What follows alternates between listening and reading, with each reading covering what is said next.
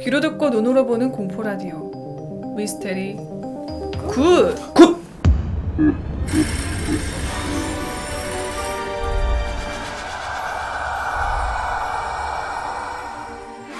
여러분 안녕하세요. 굿디 히렌츠입니다. 안녕하세요. 이비호입니다. 안녕하세요. 함혜주입니다. 네, 여러분 오늘의 주제는요. 네. 바로 요즘은 시즌도 시즌이잖아요. 네. 날씨가 매우 풀렸기 때문에 오늘의 주제는 스프링입니다. 네. 네. 사실 여러분이 보내주신 사연들이 저희 곡식 창고, 굿식 창고에 조금씩 쌓여 있어요. 네. 그래서 오늘 여러분의 사연 2개와 네. 봄 관련된 이야기 하나를 준비했습니다. 네. 그렇게 총 3편의 사연 지금부터 함께 할 건데요. 봄이라서 저희가 벚꽃 이야기를 들고 왔습니다. 네. 여러분 아, 벚꽃 엔딩 요즘 많이 들으시나요? 벚꽃 못 보니까 노래라도 들어야 돼. 벚꽃 많이 폈어요. 지금. 그러니까 요즘에 우리 다 자가격리 지키느라고 많이들 못 나가는데 그래서 대신 준비하셨다고 합니다. 벚꽃과 공포로 연결하니까 이게 좀 죄송하긴 한데 그렇다고 한 합니다. 번씩 들어본 썰들이어서 약간 그게 왜 그렇게 됐는지 파헤치다 보니까 나온 거 됐어요. 오, 그거 나는 궁금해지는데요? 처음 딱 들었을 때 그건 줄 알았어요. 벚꽃 엔딩을 많이 들어서 버스커버스커가 청담에 빌딩을 샀는데 벚꽃 빌딩이라고 지었다. 배가 아프다. 그건 공포시다. 뭐 약간 이런 거. 와와와와. 까! 혹시 여러분이 알고 계신 거 있다면 혹시 그 얘기가 나오려나? 한번 기대하시면서 들어주세요. 네.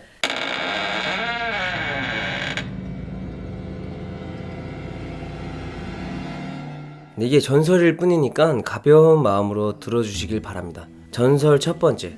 벚꽃이 분홍색으로 물드는 것은 시체에서 피를 빨아들였기 때문이다. 벚꽃나무에 아름다운 꽃이 피는 것은 그 나무 아래 시체가 가득 차 있고 양분을 피우고 있기 때문.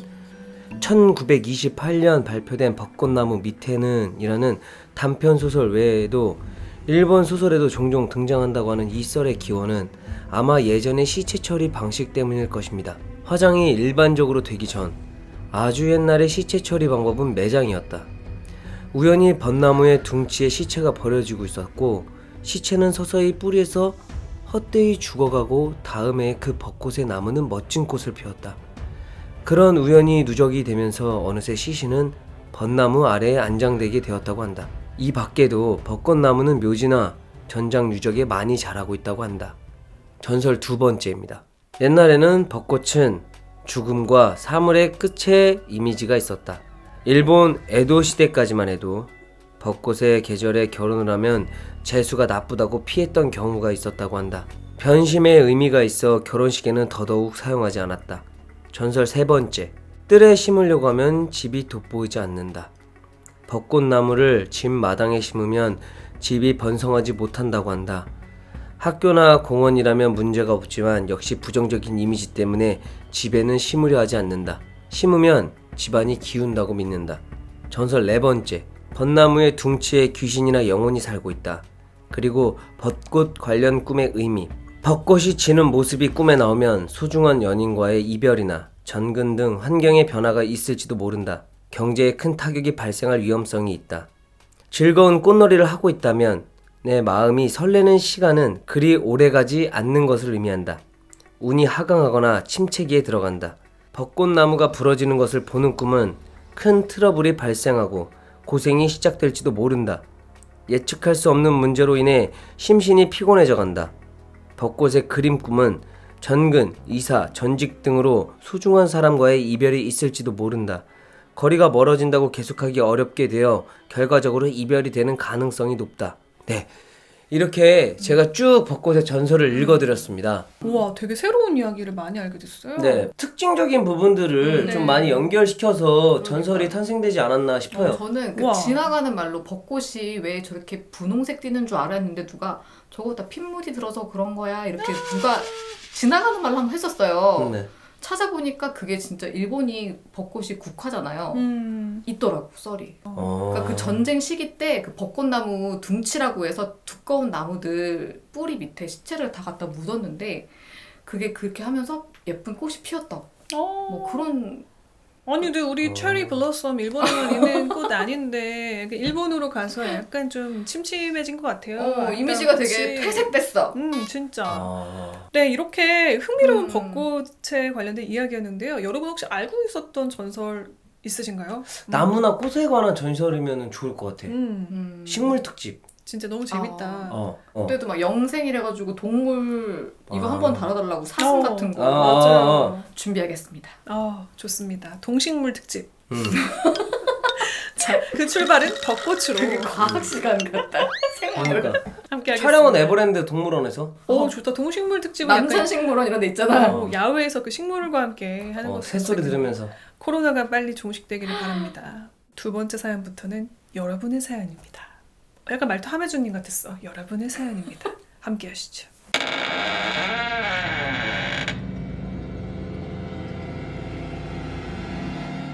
돌페이님의 사연입니다. 저희 외가 쪽 막내 삼촌은 옛날부터 간혹 사람이 아닌 것 같은 형체를 목격했었습니다.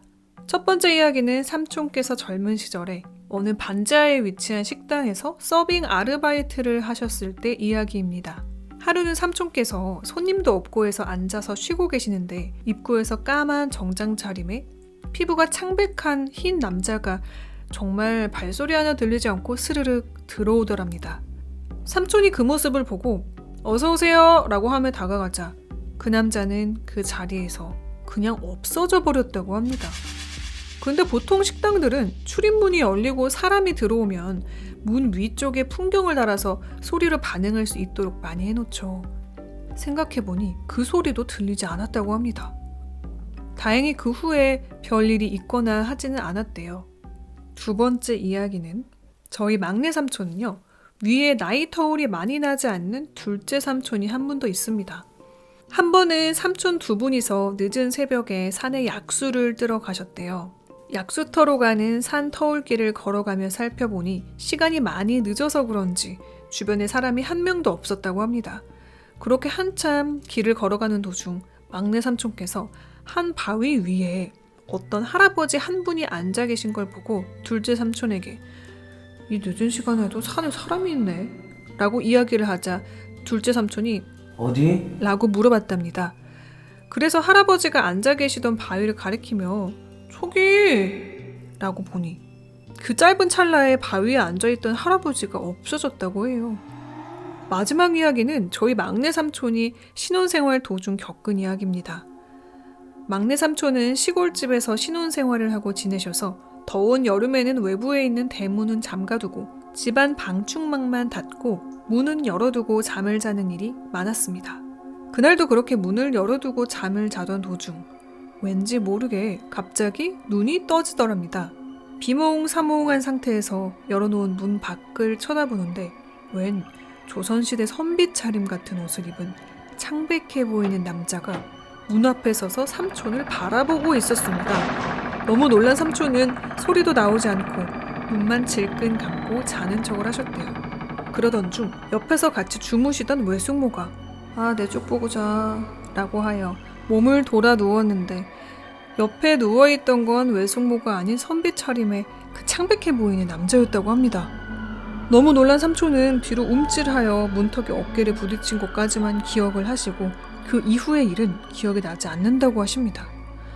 나중에 이야기를 들어보니 외숙모는 내 쪽 보고 자 라고 이야기한 일도 기억이 없으시다 하시고 당시 저희 집이 문구점을 하여서 삼촌도 근근히 일을 해주셨는데 그 일이 있은 후로 몇 주간 몸이 안 좋아져서 한동안 집에서 알아누우셨던 기억이 있습니다. 삼촌께서 네. 귀신을 보는데 기가 좀 약하신가 보네. 그러신가 보네요. 마지막 나 이 선비님 너무 무서웠을 것 같아. 여기 있었는데 갑자기 돌아보니까 옆에 있어. 심지어 신혼 때 그러니까. 와이프 대신에. 내 쪽 보고 자. 너무 싫어. 저리가 저리가. 싫어. 보자. 자, 세 번째 사연 역시 우리 청취자분의 사연이에요. 네.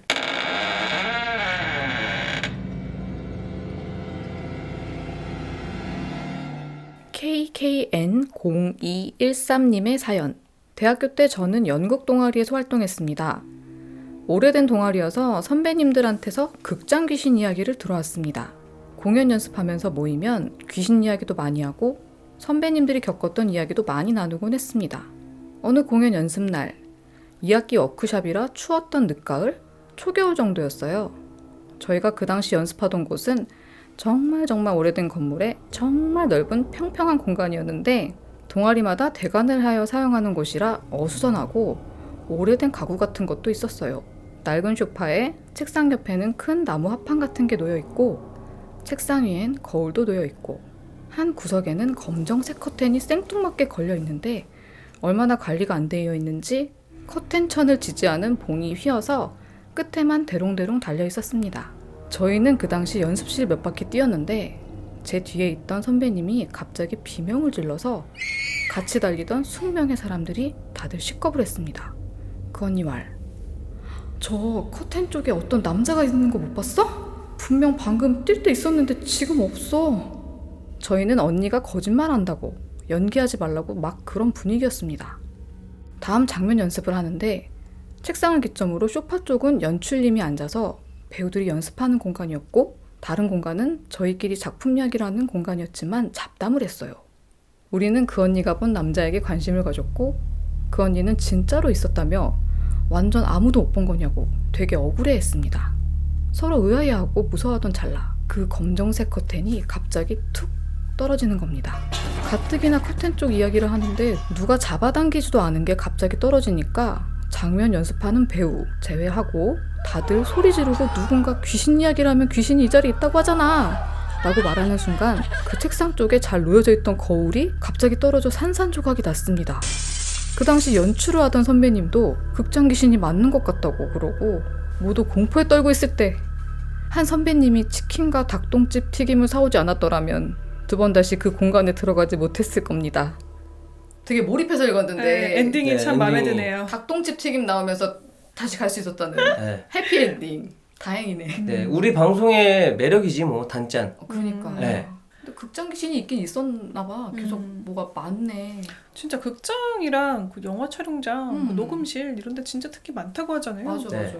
저는 극장에 그 캐캐 먹은 그 냄새가 좋았고 음. 극장에서 진짜 연기에 미친 척하면서 새벽부터 그 밤 새벽까지도 아. 맨날 연습하면서 그런데도 못 봤어 귀신을. 난 이건 좀 다른 얘기인데 연극할 때 잠깐 장면 바뀔 때 완전 암전 암전. 되잖아. 오. 그럼 그 너무 좋아. 그런 거 아, 좋아? 있지. 그게 그 심리적인 걸 반영하는 건데 아 그래? 그 눈이 뭔가 이렇게 피로감이 그게 되게 좋고요. 맞네요. 사람들은 쉬고 싶어도 잘 못 쉬잖아요. 근데 연극에서는 극적으로 암전이라는 걸 하니까 오. 이게 강제 휴식을 때리는 거야. 거기에서 알게 모르게 심리적인 위안감을 받는 거지. 맞아요. 밝은 불빛을 보다가 갑자기 시커매지면 저도 약간 평화를 찾았던 것 같아요. 그때.